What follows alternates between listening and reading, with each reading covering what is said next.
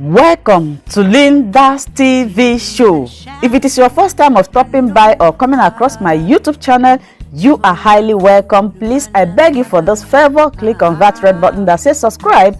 Beside the red button is a notification bell. Turn the bell on so that anytime I upload a new video, you will be the first person to check it out. I appreciate each and every one of you who always come back to watch my videos.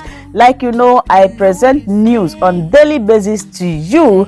So after watching the video, you are free to criticize and leave your comment constructively. Share the video. Yeah, you can share it to your family, friends, anybody that you can, so that they themselves will be informed. Now I present to you another interesting or informative video which we are going to watch together. Yeah, I'm going to watch this video together with commonality. So if I play Ambazonian anthem, I think I should do the same. Dr. Chill, this whole thing has been going around for the past 3 years. The Ambazonian has been in this very struggle and in this very fight, and I think a lot of people have died in the process. You know, millions have been displaced, and a whole lot of things has happened. Well, we know that the relationship between Southern Cameroon and the rest of the Cameroon, the French colony, were prompted by a post-independent agreement. One of the reasons why Southern Cameroon is fighting for the independence is said to be that the Cameroonian government wants to integrate them into the French majority system forcibly. This is seen by many Ambazonian, by many Southern Cameroonian as an attempt to destroy the cultural heritage and the identity of the Anglophone population. Could you please elaborate the historical background of the relationship and why you are fighting to see this relationship revised? Thank you very much. Thanks for having me, and all hail Biafra. And I use this opportunity to ask the Nigerian government to release Nnamdi Kanu, my friend, and the leader of over 70 million Biafrans. We will not allow impostors and occupiers to seize our leaders, put them in jail in their own countries because they rise up to oppose their system of impunity and brutality. And so I encourage Biafrans to remain defiant in the face of what has happened to them all through history and what is going on in the great land of Biafra. Ambazonia and Biafra represent an economic bloc, a people whose economic activities and ingenuity can bring peace in the Gulf of Guinea and create wealth that can improve the lives of our people. We must resist impostors and tyrants who think genocide is the way forward to impose their rule on us, and they remain unaccountable, and we will continue to resist until we push them out of our land. Concerning your question, there has never been an agreement between Ambazonia and Cameroon. Cameroon is an impostor occupier. Ambazonia is occupied by a state that gained independence on the 1st of January 1960 without Ambazonia. And it has used brutality, genocide, massacre, to impose itself on our people.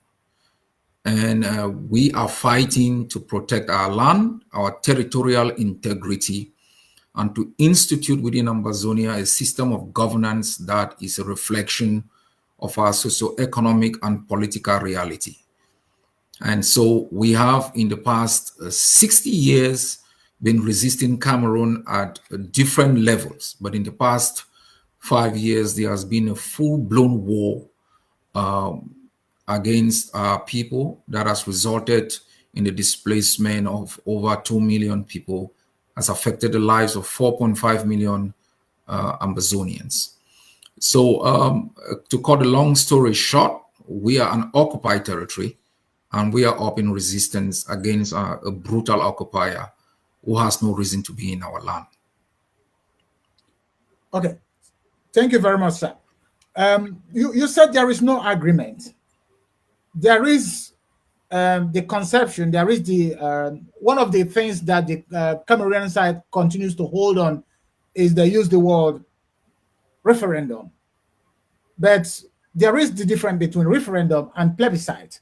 So I purposely use the word agreement because I expect you to help us, distinguish between referendum and plebiscite. If there was a plebiscite, it can be said that it's not, for example, something that is holding. And if there was no referendum, then there was no agreement, like you said. Could you please shed light on these two conceptions, two vocabularies, to help our viewers understand why you said there is no agreement?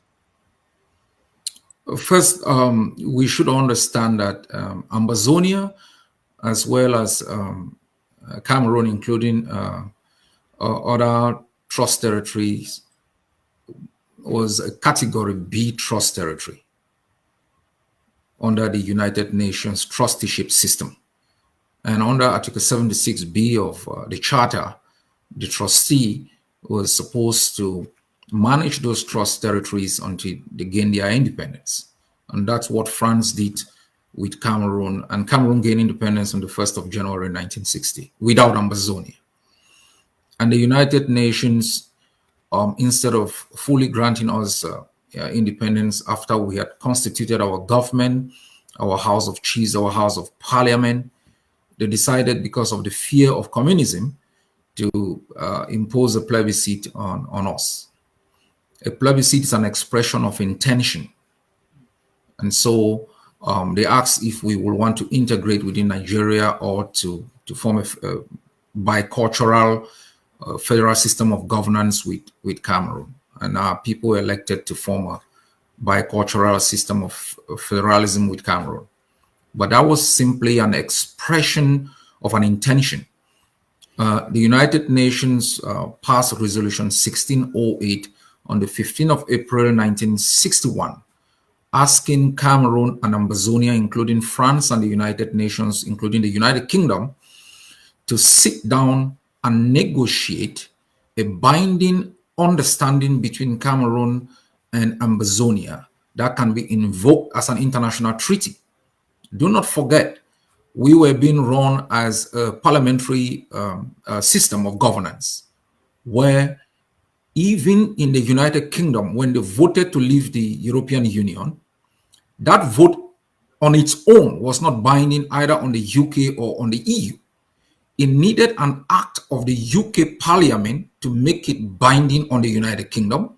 And then it needed a signed agreement between the United Kingdom and the EU to make it a binding treaty under international law.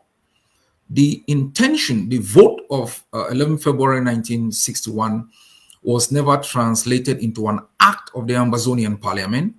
Neither was the premise of Resolution 1608 passed in April 1961 ever translated into an international agreement between Yaoundé and Buea. Cameroon was used by France to impose itself, to manipulate its own constitution, which it imposed on Ambazonia, manipulating Ambazonian leaders, refusing to negotiate on the premise of the UN resolution, claiming we were all some black people and they wanted to recreate the so-called German Cameroon, where Cameroon was the mother state. So a plebiscite is an expression of an opinion, which we did. To make that outcome binding under international law, you must negotiate an international treaty, which Cameroon failed to do. And the expression of that outcome was never binding also on Ambazonia. So that's why we call it outright occupation. Thank you. Thank you very much. Before, coming to this program, I try to understand the whole thing from the point of view which you have just explained, because I wanted our viewers to understand the crux of the issue, from its political point of view, because it is not just enough talking on, social media without educating our people. That's what Nnamdi Kanu does, and I believe that's what you do as well, based on what I've heard so far, some of your audios. So letting our people understand what exactly is the problem there is very important, that it was a plebiscite, and essentially that a plebiscite is not binding. You can go out and look it up in the dictionary, if you will. You'll find out what a plebiscite means. So the occupation, as you put it, is a very sad one. Now, the question is, how do you get out from there? Because the Cameroonians, they have the international community behind them, and you are doing all you can do in order to make things work. You still have other issues like the internal conflict, but we are going to get that later on. So I would like to ask you now, sir, what's the direction of the struggle now and before, actually? Yes, in the past 30 years or so, we have tried to get Cameroon to the understanding that its policies within Ambazonia are detrimental to its own political future and stability in the Gulf of Guinea and the enjoyment of our people of their right as a people. And we have proposed several internal solutions that could have solved, the conflict between us and Cameroon. But Cameroon has believed very strongly that the use of the military is the only way, is the only solution on the table. And each time, whether when we were students in the university, that we have sought to address specific issues like the nature of our educational system, the nature of our common law system, the economic policies of Cameroon in our land, Cameroon has simply responded with brutal force. It has rigged every election organized in our land. It has imposed two old men as president over our country for the past 60 years.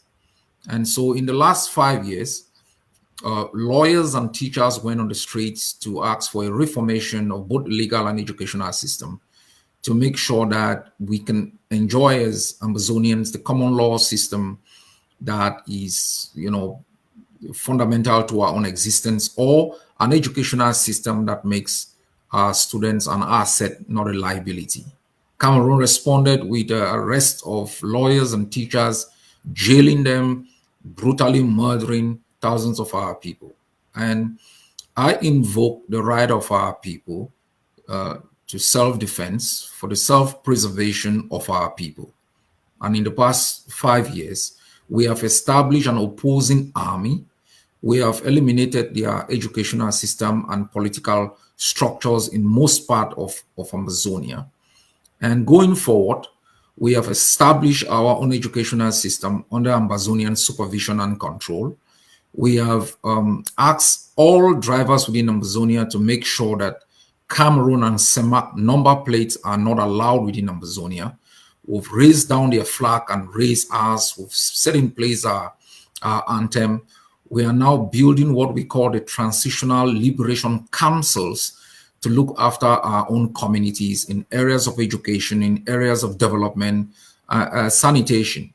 So we are gradually building a prototype system of Ambazonia that will become a full-fledged and independent state.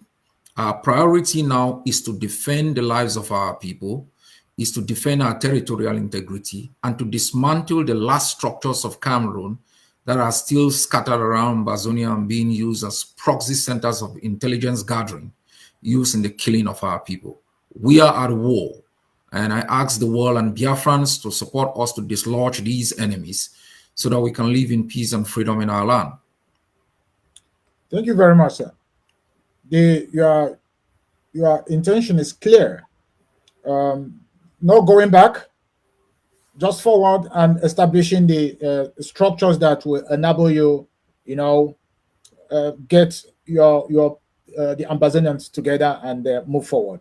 Then we recognize, I understand that in most cases, one of the means used by oppressors to exert power over the people they oppress is to recruit politicians from the ranks of the oppressed. I would like to know these, what is the position of the Ambazonian politicians in the face of this struggle? Ambazonian politicians are enablers of colonialism and enablers of subjugation. Colonialism and oppression usually succeeds when the oppressor recruits from amongst the oppressed, enablers and colonizers. I have ordered for all of their arrests, and they should be tried for treason, for enabling genocide and colonialism. And we are hunting them down one after the other and will eliminate them from our land for the pain that they have caused to our people. Okay, thank you very much. And once again, many international observers believe that the problem of internal conflict, like I've just mentioned previously, is still one of the most challenging tasks that the Ambazonian fighters must have to solve if they are to succeed in their struggle for independence. What do you say to this?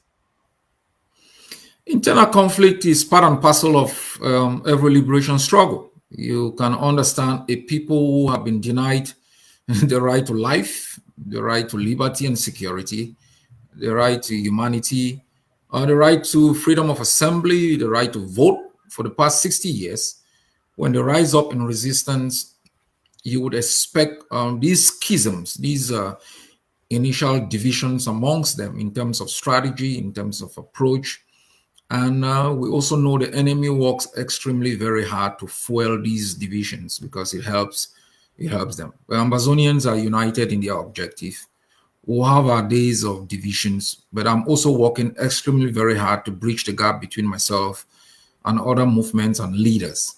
I just left London last weekend where I met with the chairperson of the APLM, Dr. Akwanga, and we discussed how to work together. We'll have our challenges, but I can assure you that our challenges are far less, consequential in the face of a genocidal system that we are facing. Less than 40% of Americans supported their struggle for independence. We found in Eritrea, there were different factions. We found in South Africa, there were different factions. We will work extremely very hard to bridge the gap between ourselves so that we can end the nightmare imposed in our land. Okay. Thank you very much. I want to show our viewers a video of the Ambazonian Defense Force, and then I will ask you my question to that. Okay, so yeah, Dr. Cho, you are often described as a hardline among other factions. This is also evident in the fact that you are the only one among the leaders who have raised an army to fight for the Ambazonian independence. Nevertheless, you must agree that this continued division, the continued division among the Ambazonian freedom fighters is not conducive to the struggle. You've just mentioned how you met, one of your colleagues in London.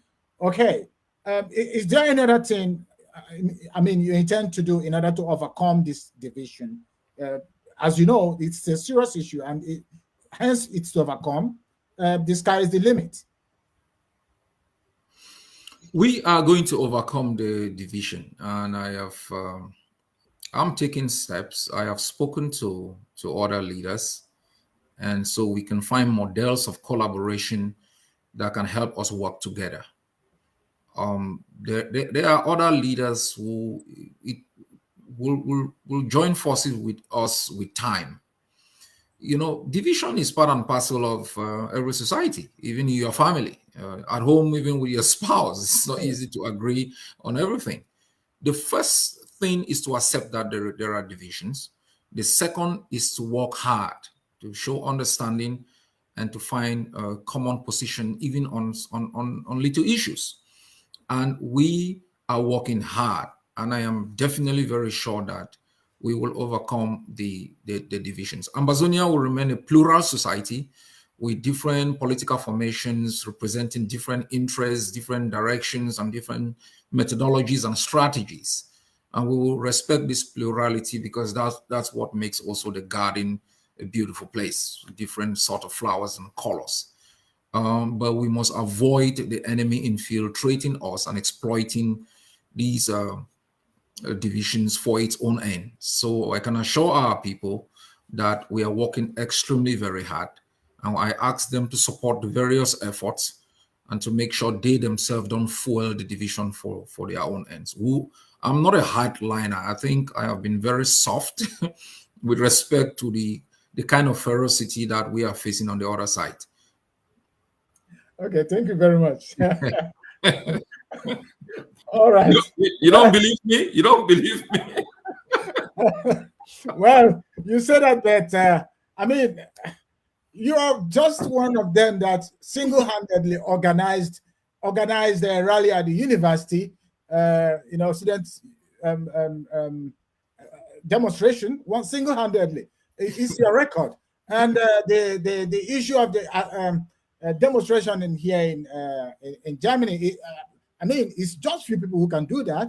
I didn't even know that you had a demonstration in Germany, against the concerning the discrimination of asylums. I mean, when someone calls you a hardliner, there is a reason for that, and it's actually not it's not derog. On the contrary, is a respect. That said, let's just go forward because I think I still have more to ask. The Berlin Conference, I want to know it from this point of view of 1884 to 1885, also known as the Congo Conference of West Africa Conference or West Africa Conference, regulated European, colonization and trade in Africa during the new imperialism. However, it also gave European countries the right to treat Africans as property.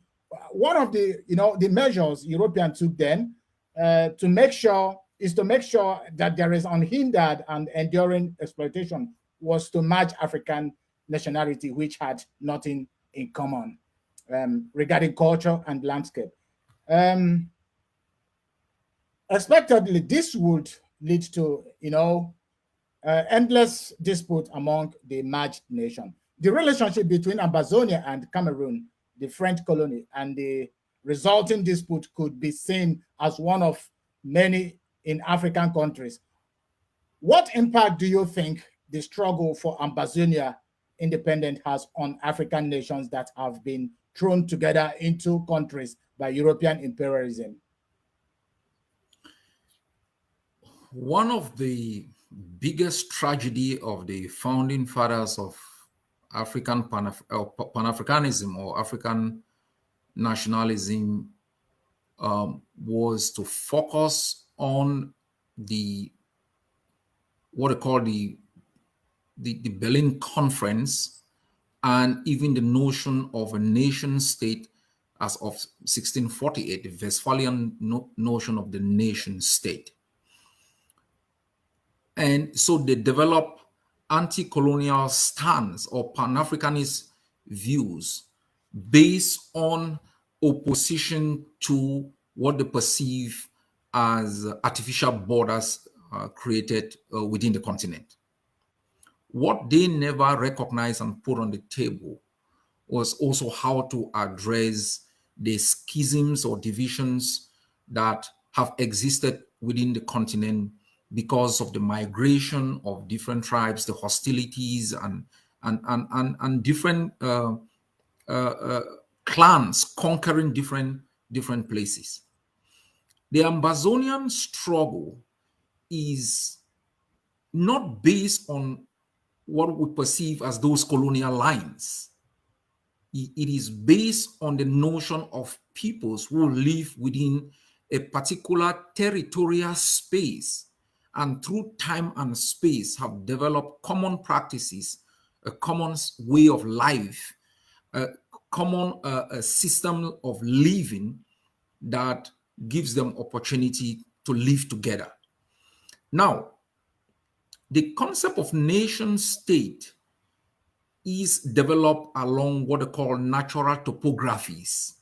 We understand the Berlin Conference totally created artificial borders here and there, but some of those borders followed natural topographies like mountains, oceans, big rivers that were obstacles to the movement of people. And those natural barriers usually give people the opportunity to bond together, develop ways of farming, develop rearing things, and developing a system of local governance. Our struggle is to remind Africans and African tyrants who have hung on to power on this supposed anti-white colonial systems that you cannot then turn around and treat Biafrans as though they were a captured people, or treat Ambazonians as though they were a captured people. And if you want to dismiss the notion of the creation of African states based on artificial borders, you must respect the rights of peoples who've lived together for very long to practice their culture, exploit their resources, and ensure that they can enjoy those resources. So our struggle is to build a new nation of Pan-Africanism that respect the rights of peoples to self-determination, be they internal or external, and that states are created based on the consent of these people to join freely and not by force. You cannot force a people to be part and parcel of a political system when it does not give them the opportunity to live a self-fulfilling life. The struggle within Ambazonia is a message to all peoples in Africa and to the tyrants who run the European created plantations called states, that we want a new Africa, the creation of new states in Africa based on the rights of peoples who have commonalities in culture, in language, in different ways of life, that these states that are existing within the continent are unsustainable. Right. Thank you. And then, as it is now, Ambazonia's, I mean, one can confidently say that Ambazonia have shown that resilience and resistance is actually perhaps one way, one effective way to get your neck out of the nozzle of oppressor. I mean, you have been in this situation for the past 3 years, and there is no foreign help. It's every issue has been, done so far by Ambazonians. Is there any other country? I mean, you can say that they have acknowledged the Ambazonian effort so far. Biafra has acknowledged it. That's important. That's our neighbor. All right. That's 70 million strong, one of the strongest economy within the continent. We have other countries. The United States has imposed some limited sanctions on Cameroon. The United States has called for a mediated settlement. The United Kingdom Parliament, both the House of Commons and the House of Lords, have debated the issue and have made it absolutely clear that the existing status quo cannot survive. The German Parliament has done the same. We have, the European Union has spoken about it. The UN has appointed a special envoy about it. The international system called on the Swiss to provide their good offices for a kind of a mediated settlement. One of my strategies from the beginning was to function like the eagle, to take away the struggle from the space where Cameroon was more comfortable to a space where it wasn't comfortable. Okay. All right. Okay. I don't know why you're laughing. No, it's I mean, it makes sense for somebody to understand that you cannot beat someone with his own means. You Yes. must contrive a means that is quite different from that of your opponent in order to be able to match him. So it's unintelligible. It makes sense. So, well, The separatist forces had been repeatedly accused of civil misconduct by the government in Yaoundé.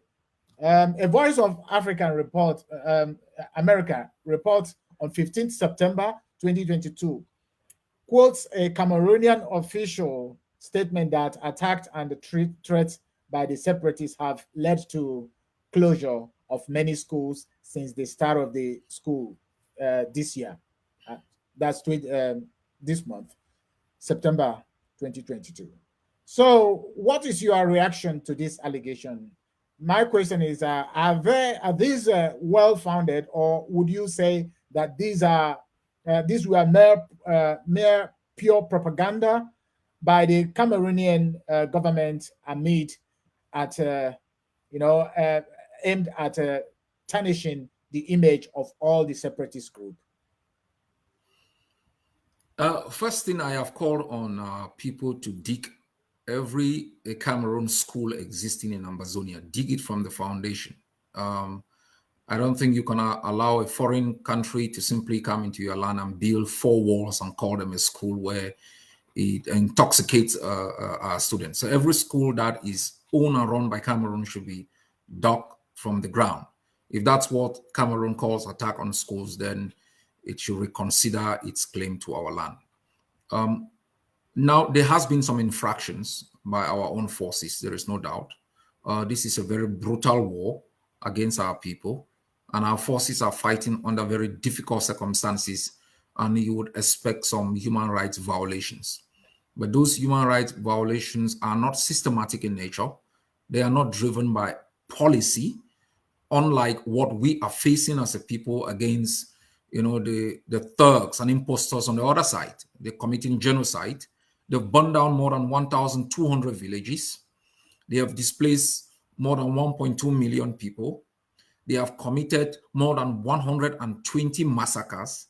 They've kidnapped our comrades from Nigeria and from Biafra land and deported them to Yaoundé, where they have detained them under inhumane and degrading condition. They have kidnapped more than 3,000 of our people and subjected them to systematic torture, which is a crime against humanity under the statutes of the ICC. So if there is any party to this conflict that is committing genocide, war crimes, crimes against humanity, and crime of aggression, and the illegal extension of its border at independence, it's Cameroon. And that's the state that should be put under an ad hoc tribunal for trial, or under the status of the ICC. We accept that there are infractions on our side, but those are little infractions which we have dealt with time and again. And we'll continue to educate our forces to know that you cannot emulate the practices of the enemy. You cannot act on your people in a way that contravenes the reason for which you are fighting, that the primary responsibility of our forces is to protect the integrity of our people, safeguard the interests of our people, and defend them against any enemy, alien or domestic. Oh, thank you. And let's talk about the diaspora. I mean, in this struggle, I believe the contribution of the diaspora cannot be underrated. So I want to know, what is the role of diaspora Ambazonia in the struggle? How helpful has their participation been in the struggle? It has been very significant. It has been the only reason why Ambazonia is still existing. It has been the only reason why it's still existing. Social media has been the tool that we have used to expose the revisionism, denials, and a manipulation of Cameroon. So diaspora has been at the center of ensuring that our forces are armed, refugees are taken care of, our IDPs are taken care of. They've also played some negative roles in terms of fueling the division, and we can look at that from the perspective of the education we've received thus far. Manipulation, the system of corruption, where merit and knowledge has no place. Thuggery, lies, and manipulation makes you a hero within the society. And we have been using countermeasures like education and historical examples to let the diasporan community that has been very, very instrumental to understand that they can play a more positive role, and they should help, our people who are suffering under the terror of Cameroon, to speedily end their occupation. So diaspora will remain very important going forward. Thank you very much, sir. And I think this will be my last question. I would like us to, talk a little bit about your relationship with the leader of the IPOB, Nnamdi Kanu. It must be said that both of you, you and Nnamdi Kanu seems to understand and appreciate these commonalities, between Ambazonia and Biafra. Consequently, you are the only one among the Ambazonian freedom fighter who declared an alliance with Biafra at a joint press conference with Nnamdi Kanu, the leader of the IPOB. And, however, since 19th of July, 2021, Nnamdi Kanu has been abducted by the Nigerian government in Kenya, brought back to Nigeria, and held in a DSS center. So what has happened to this declaration of alliance? Does the stated aim of this alliance still exist despite the absence of Nnamdi Kanu? It's even stronger when you declare friendship, and if your friend is taken, that is the moment that friend in jail knows whether you're a real friend or not. We are more closer to Biafra today than before the alliance was declared, and we maintain a healthy relationship with the DOS of the IPOB. We are in communication with them. We discuss on issues. We follow what is going on in Biafra land. We make statements. We call on the release of the leader of the Biafran people. And we have stated it absolutely clear. A threat on Biafra is a threat to Ambazonia, because Yaoundé and Abuja are in lockstep to ensure that they can destroy the dreams of both the Biafrans and the Ambazonian people. And that existential threat calls on us Ambazonians and Biafrans to stand up. Biafra was betrayed because Cameroon, decided to side with Nigeria to make sure that a genocide occurred between 1967 and when the Biafran War ended. And they have repeated that. It is time Biafrans understand we, Ambazonians and Biafrans, owe these butchers and impostors no child support. They should leave our land. Whether they kill me tomorrow, they kill Mazi tomorrow, we, the people, must rise up and end this tyranny that has brought terrible pain and suffering on both peoples. That the land that is so endowed with natural resources has become a massive graveyard for both peoples. These two peoples have survived based on their creativity, their ingenuity, their ability to survive under difficult circumstances of terror and exclusion. And whether we are murdered, whether what happens, let these two people understand the end of Nigeria and the end of Cameroon must come as soon as possible. And I've stated it clear. The survival of the Cameroon state and the state of Nigeria depends on the preservation of Biafra and Ambazonia. Let them take note. The continuous existence and stability of these two countries is directly linked to the self-preservation of Biafra and Ambazonia. Not that we don't hate Nigeria. We don't hate Cameroon. We are not fighting against Cameroon. We are not fighting against Nigeria. We are fighting for our right to exist in the land of our birth. The greatest factors of production is land, labor, and capital. The land is taken away. Yeah. Labor is not even desired. We have no capital. Mhm. And so we have nothing. And the last breath that we have, should be used for the preservation of these lands. And we call on Nigerians themselves to rise against the tyranny that exists in their land, and Cameroonians to do the same. We are speaking also to the Oduduwa people.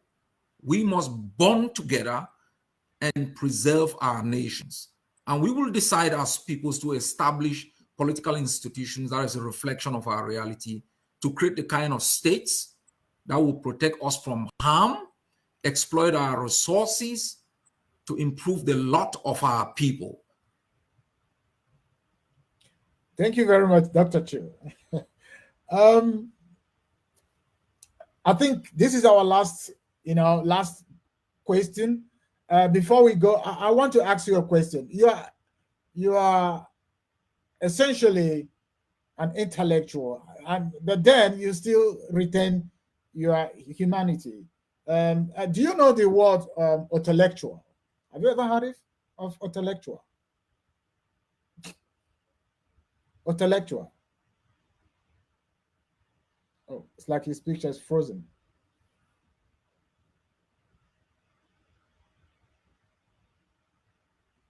All right. That's very unfortunate. That's actually was supposed to be the last discussion. I don't know what happened to his picture. Yes, I don't really know how to handle the case now anyway. But yeah, I think we actually have had. Thank you for always watching Linda's TV show. I will see you again in my next video. Remain blessed. I appreciate each and every one of you, and keep on watching Linda's TV show. If you have not yet subscribed, please, I beg you to do that so that you'll be getting more updates from me. Bye bye.